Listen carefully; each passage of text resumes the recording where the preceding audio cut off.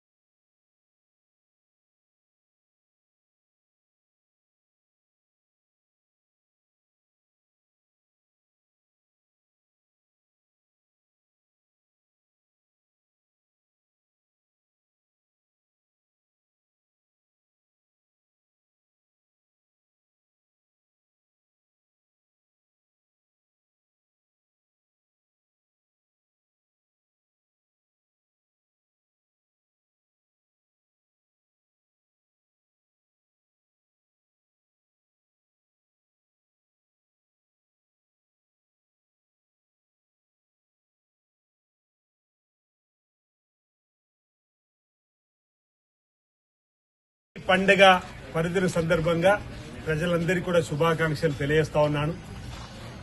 నిన్నటి రోజు కూడా అనేక గ్రామాల్లో పట్టణాల్లో, ఈ రోజు కూడా అనేక గ్రామాల్లో పట్టణాల్లో హోలీ పండుగను ఘనంగా నిర్వహించుకుంటా ఉన్నారు. హోలీ పండుగ ప్రాశస్త్యం గురించి చరిత్ర చూస్తే చెడు పైన మంచి విజయంలాగా హిరణ్యకశిపుడి చెల్లె హోలిక అనే రాక్షసి హిరణ్యకశిపుడి కుమారుడైనటువంటి భక్త ప్రహ్లాదుడు శ్రీమన్నారాయణకి లక్ష్మణ స్వామికి ప్రీతి పాత్రమైనటువంటి భక్తుడుగా ఉన్నటువంటి సందర్భంలో అతన్ని అనేక మార్లు సంవరించాలని చెప్పి చేసే ప్రయత్నంలో భాగంగా హోలిక అనే రాక్షసి మంటల్లో వేసినటువంటి సందర్భంలో భక్త ప్రహ్లాదుడు హరినామ స్వరంతో బయటకు వచ్చి హోలిక మరణించిన సందర్భంలో మరి పురాణాల్లో ఈ హోలిక సంవరణ తర్వాత హోలీ పండుగ వచ్చింది. రకరకాల రంగులతోని తమ ఆనందాన్ని పంచుకొని చెప్పనేటువంటి మాట. అంటే మన ప్రాంతాల్లో కామ దహనం చేస్తారు, హోలికా దహనం మరో ప్రాంతంలో చేస్తారు.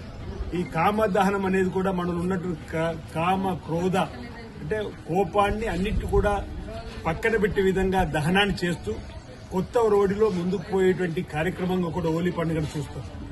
రకరకాల రంగులను కూడా చల్లుకోవడం వల్ల అందరము సమానమైనటువంటి ఈరోజు మీరు ఫోటోలు చూస్తారు, ఉన్నత ఉద్యోగం చేసే కాడి నుంచి మొదలుకొడితే అటెండర్ ఉద్యోగం వారికి కూడా కలిపి ఆడేటువంటి పండుగలు హోలీ పండుగలు. అంటే సమానత్వం కోసం కూడా కనిపించేటువంటి పండుగలు.